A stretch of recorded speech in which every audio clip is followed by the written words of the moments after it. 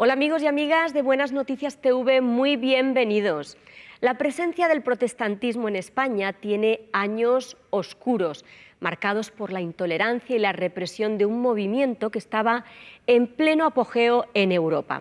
Hoy nos acercamos a una de esas etapas para descubrir detalles que brillaron en medio de aquella oscuridad del siglo XVII. Pero antes, queremos invitarte a compartir tu opinión en nuestras redes sociales, así que entra al Facebook o Twitter de Buenas Noticias TV y cuéntanos, ¿qué se perdió España con la Inquisición? Vamos a ver ya nuestro reportaje sobre la presencia protestante en el siglo XVII.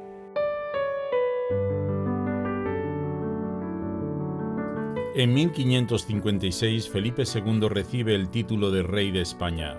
Sucede así a su padre Carlos V y continúa y aumenta la persecución hacia los protestantes. El país proseguirá en las pisadas de la contrarreforma resultante del Concilio de Trento bajo la atenta mirada y control de la Inquisición. Unos lograrán exiliarse, otros perecerán en la hoguera.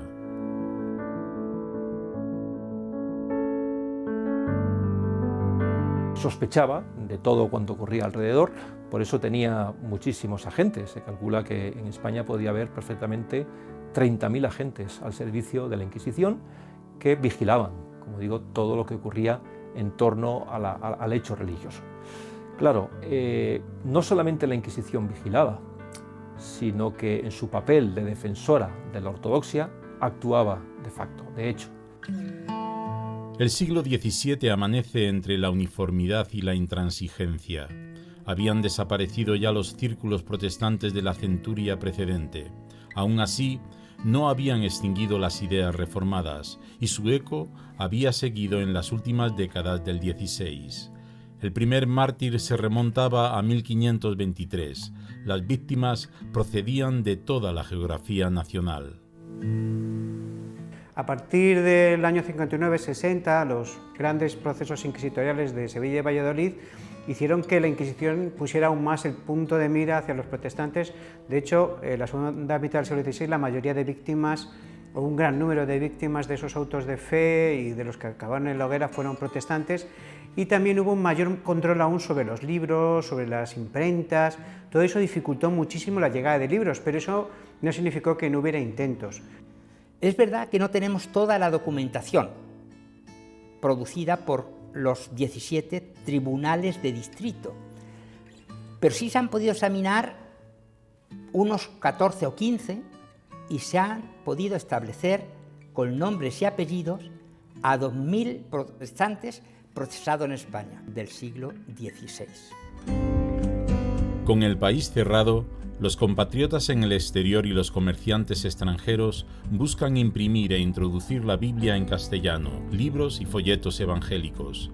Sueñan con que otros españoles accedan, sin intermediación del clero, al mensaje sagrado. Así había sucedido en la etapa anterior con el mundo intelectual y la nobleza.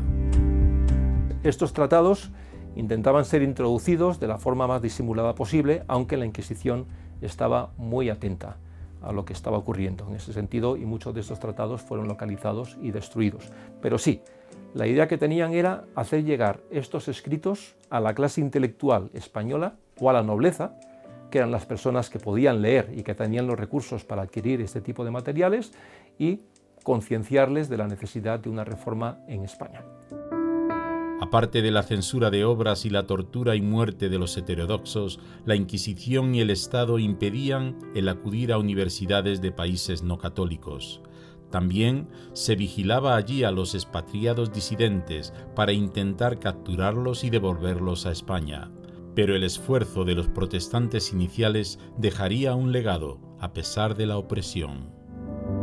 Sus tentáculos llegaban a los Países Bajos, incluso hasta Inglaterra, a través de una red de espías y de control. Por eso fueron muy valientes al transmitir ese empeño de que la Biblia estuviera en castellano, de que los españoles de alguna manera recibieran algún tipo de testimonio, de fe evangélica, y yo creo que eso animó a los pocos, que sabemos que fueron escasos, españoles que estaban en el interior, a intentar también ellos una reforma.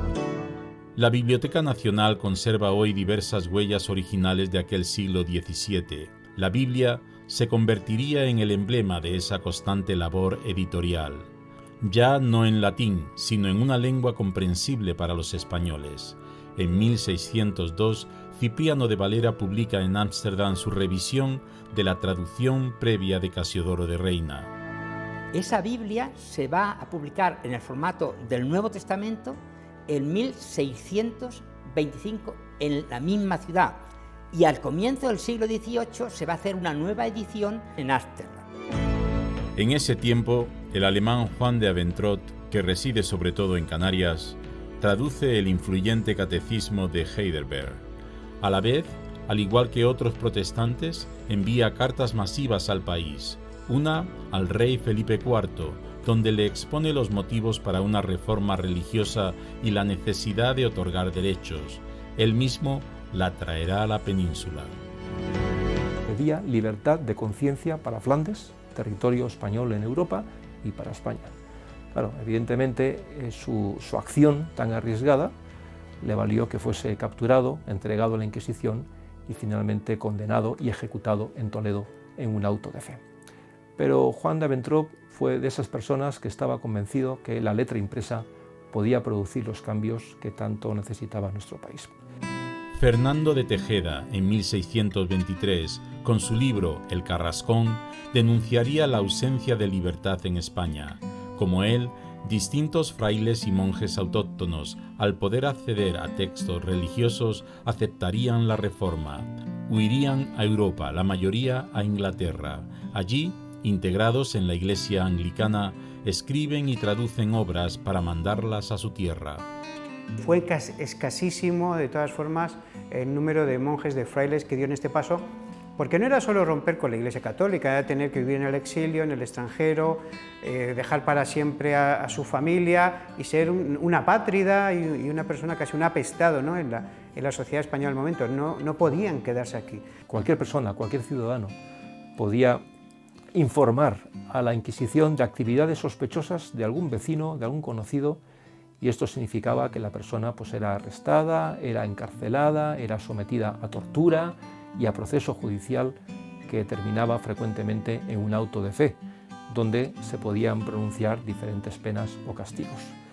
Todavía en el siglo de oro, reflejo de la vitalidad cultural, la sociedad porta la semilla de la intolerancia, pero aprovechando el comercio exterior y la llegada de foráneos como maestros de oficios, se gestará una red de contrabando de literatura para alcanzar a los españoles. Una investigación al respecto se guarda en la Biblioteca de París. Terminan desarticulándola y descubriendo cómo personal diplomático de los países de mayoría protestante daban cobijo a ese círculo y cómo, a pesar de que estaban por los convenios internacionales prohibido el admitir en las reuniones que sí se les concedía a ellos de culto disidente, sin embargo había infracciones. El Castillo de San Jorge, en esa época Tribunal de la Inquisición en Sevilla, funciona desde 2009 como centro temático de la tolerancia. Los objetos, paneles y vídeos plasman el terror vivido.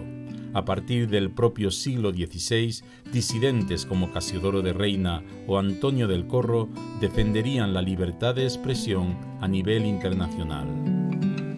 Yo creo que fue uno de los grandes aportes de ese protestantismo español, ¿no?, que fue un énfasis especial, en un momento que todavía era algo muy novedoso, sobre la tolerancia religiosa, el respeto a las ideas de los demás, y esa impronta sí va a calar en algunos de esos reformados españoles del siglo XVII y XVIII, y sobre todo luego posteriormente en los del XIX.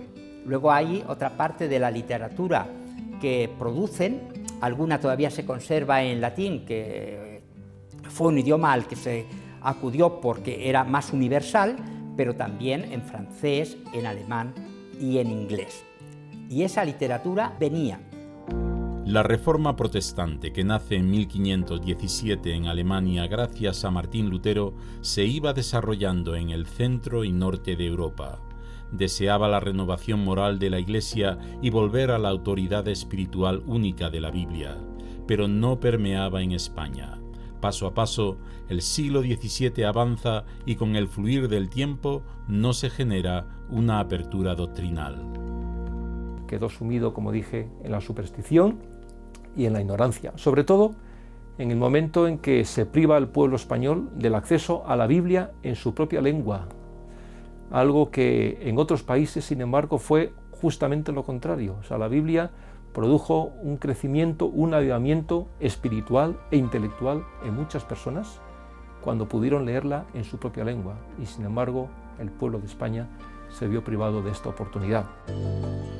El control ideológico escondería la memoria de Aventrot y de Tejeda, también la de autores reformados como Adrián Sarabia, Juan de Luna, Melchor Román, Juan Nicolás Isa Charles, Jaime Salgado, Juan de Lequesne o Vicente Soler, entre otros, e incluso la de centenares de comerciantes anónimos que compartían su fe a nivel personal.